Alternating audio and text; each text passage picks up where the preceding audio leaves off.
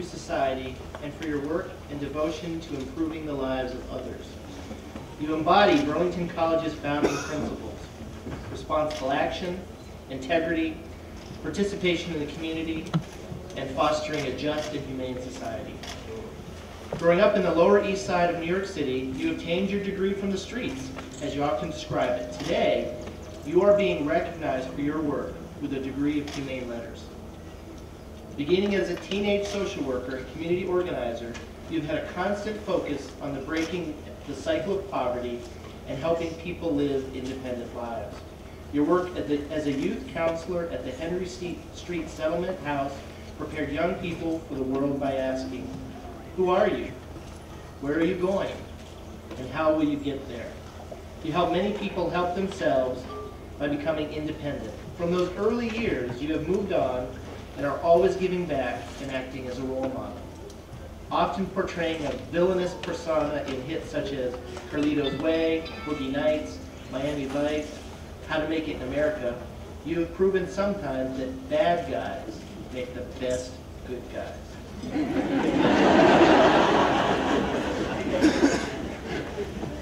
Bad guys make the best good guys.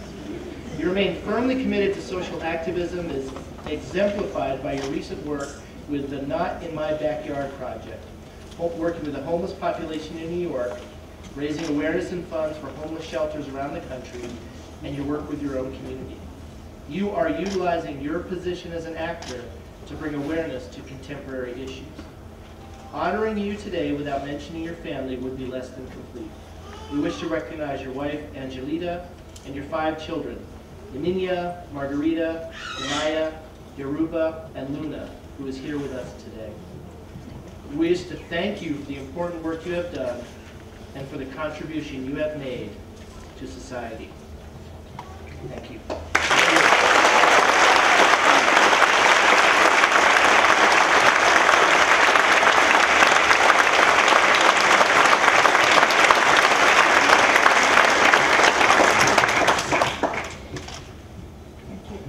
In consideration of your achievements, it is entirely fitting that Burlington College recognize your outstanding accomplishments and your service to humanity by conferring upon you this honorary degree. And so, by virtue of the authority vested in me by the trustees of Burlington College, I'm proud to confer on you with honor this degree with all rights and privileges.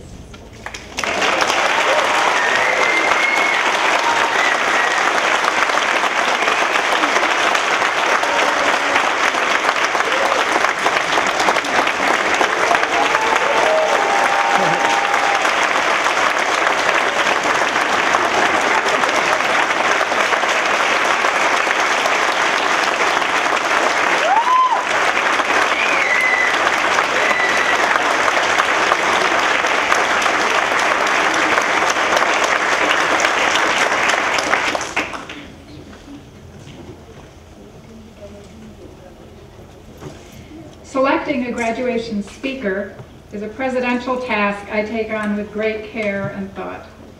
I know this is your day, shared by faculty, staff, and family who helped make your graduation possible.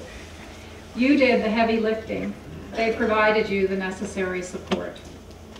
I chose a speaker who will help tell your story, to show you by example where this day can take you. Someone who reminds us all that the ultimate goal of education is service to others, whether as a more effective employee, a caring coworker, a supportive parent, an activist in your community, in public service, or in your chosen profession. Someone who has walked the walk that you have walked.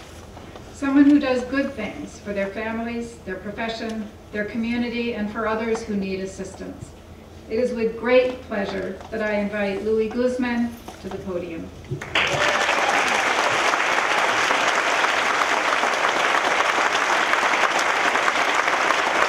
Thank you. First of all, I am so honored to be here. It's a beautiful day in the neighborhood. And I just love being in Vermont. You know. I came here last spring, was it? I came up to Burlington College, and I got the tour, I got the vibe, and I met some students in the film class, and I said, okay, this is a little school, but it's a little school with a big heart. It's a really, really special place, and I got an opportunity to meet a lot of you guys, by the way. Congratulations, job well done. Okay. But what I noticed here really was that there was like a real spirit, and there is a real spirit to this school. And I don't mean about the guy that's popping the balloons every once in a while. Okay. But there's a real spirit here, and really great programs, a really great focus on what you guys want to do. But more than anything, what I discovered in my life and coming here, and my message to you today is that anything is possible. And I'm living proof of that, and I'm sure that many people in this room that are proof of that. I was born in Puerto Rico, raised in New York City. I grew up in Greenwich Village in the 60s. It was the best time to be in the center of the universe. And in '69, my family moved us to the Lower East Side, and we thought a bomb hit the neighborhood. But I learned a lot. I learned a lot. I became a community activist. I became very rebellious. I saw a lot of wrong that was going on around me. As a teenager, I got the opportunity to sit next to Cesar Chavez, who at the time we were organizing boycotting grapes back in the 70s. And I hung out with great poets, you know, Amiri Baraka, Allen Ginsberg, Miguel Piñero. I had the most incredible influences, and I was around always, for some reason, creative people. But we were always in a mess, you know, because we were always trying to right the wrong on the Lower East Side. Years later, I became a social worker. And probably the best job I ever had in my life. Most of you guys know me as an actor, but my best job that I ever had was a social worker, because I was helping people to help themselves. My goal was always to make people independent and not have them be dependent on the system, which that system today is still failing people. So my job as a social worker was, again, I work with young people, and it's like, let's get a hold of your life. Let's do something. Do something for yourself. And something I took a lot of pride in. And most people don't know this, but I was never pursuing to become an actor. I'm an accident. I'm a fluke. You know, it was just one of those things that happened. And the way it happened for me was one day I'm walking down the street, because a couple of young people didn't show up to my program. And I ran into a friend of mine who I hadn't seen in a few years, and he said, hey, I'm ready for a TV show. They're coming to New York. They're going to be looking for people. Here's the number. See if you could get an audition. I got an audition. I went in. I had 3 lines. The casting director tells me, kill me with your eyes. I don't see that anywhere here, ma'am.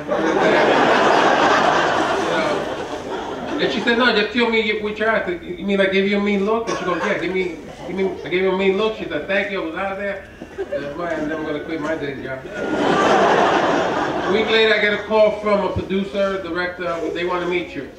So I go in, I do my line. The director asks me to step out. He comes out and says, hey, man, do you ever smile? I'm smiling right now. A week later, I get a phone call.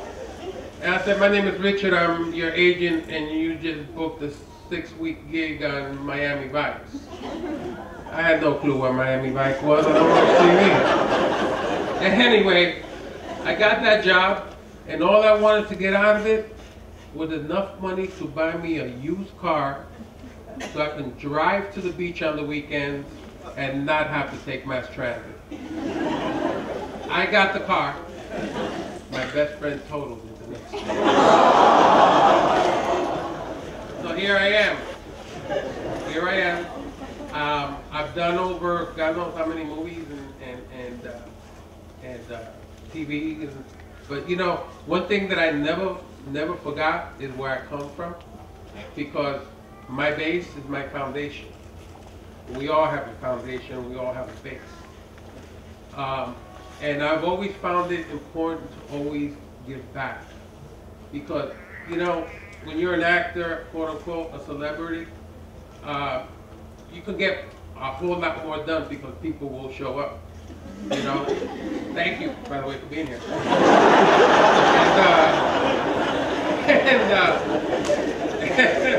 Yeah, I laugh sometimes too. I always, okay, we were talking about this earlier. What was I saying? No. The thing is that giving back has always been a big part of my life. You know, like I said, being a social worker was great. Traveling the world as an actor is great, meeting people.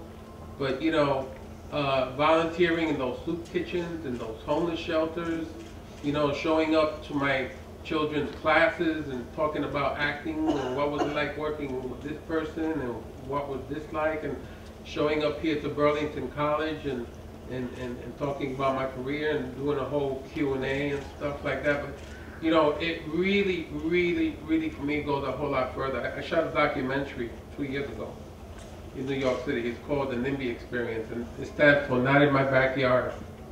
I went homeless for 3 days in New York. Probably the hardest thing that I ever did, and I questioned myself, like, why the hell are you doing this? You know, I did it because in my life, I have a purpose. We spoke about that. We all have a purpose. And I wanted to put a face on something, because so many people are guilty of seeing a homeless person and not wanting to make facial contact with that person. You know, I don't want to look at that person. I've been guilty of that. I went homeless for 3 days. I got to be on the other side.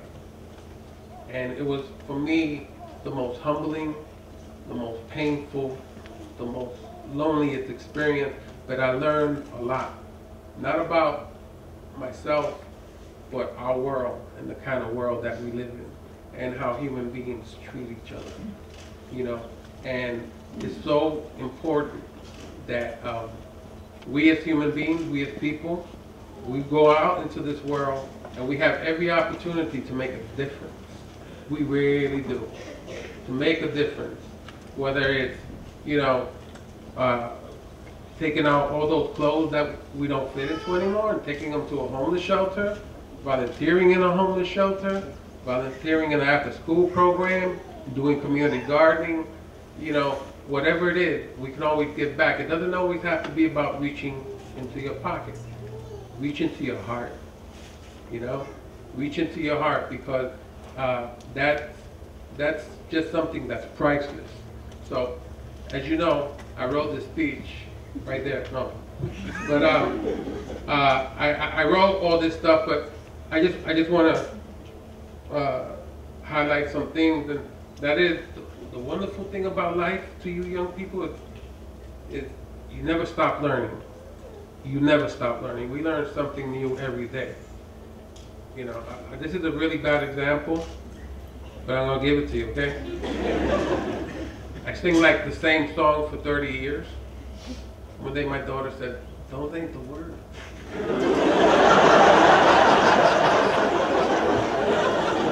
It rhymed, it sounded good to me. I learned something, you know? And again, always remember where you come from, you know, because there's gonna be those young people out there that are gonna need that guidance, they're gonna need that nurturing, they're gonna need that big brother and big sister, you know, to look up, help guide me. You see, we all have a calling. That's a part of it. Okay? Be creative. Creative is one of the key things in life, whether it's photography, writing, painting, cooking, singing, poetry, just goes on and on. Creativity is such an important asset to have. And again, I really believe that the faculty here, the people here at Burlington College, you guys are blessed to have them. You're blessed to have each other. You know, again, for me, I'm really thrilled at this opportunity. So, in closing, but believe it or not, I actually wrote a closing. You know, as an actor, it's so funny because you always get a script so you know what to say. And then when it comes time to doing it on your own, it's like, okay, you know what? We're going to the heart for this. But these are things that I have grown up with in my life, sayings that I've always heard constantly. The first one I like to say is inspire to aspire. Okay? Give it your own meaning. And then aspire to inspire, because you have that opportunity. Life is what you make it. That's a real old one. I've heard that since I was a kid. Make a difference. Make a difference because you have every opportunity to make a difference. Okay, where was I? Okay, here we go. And I think somebody mentioned this earlier, embrace the unknown. You know, the way that I learned to embrace the unknown when I first moved to Vermont, I would walk like to the edge of those bushes over there, and I would look into the woods, and I said,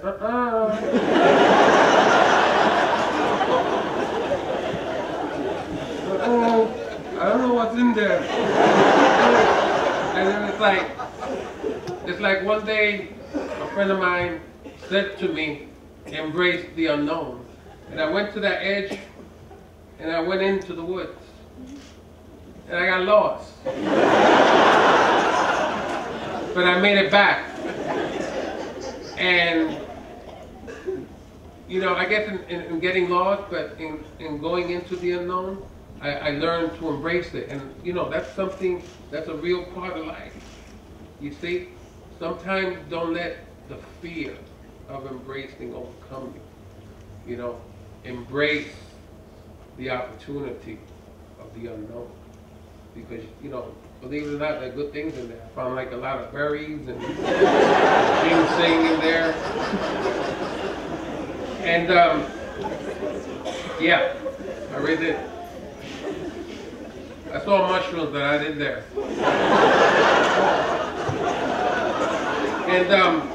And something that's really important is like become, and this thing keeps smacking me in the face, I love it. Become your dream. Become your dream. We are all dreamers. Become that dream. Go for it. You said that. Become your dream. And my oldest son, when he first got a tattoo, he got a tattoo here. I never heard the end from mother for letting him do that. But he wrote 3 words. And these 3 words I will share with you. And we've heard them before. Be the change. Be the change. Okay? They're simple, but man, it's powerful. So, in closing, I want to thank you. You guys have earned this moment. I'm actually reading something now. Okay? It's time for you to thrive. Go out there in this world. Go for it. Congratulations to you, to your families, to your friends, to the wonderful faculty, to the Board of Trustees. Now, this is another step in your foundation, another layer to your life. Do me a favor. Can you just high five the person next to you? Just everybody just high five. Okay? I always wanted to do that. I always wanted to see what was going to work. Stand tall and stand proud. And again, blessings to all. Thank you for having me here. And I'll never forget this moment. I'll never forget this day.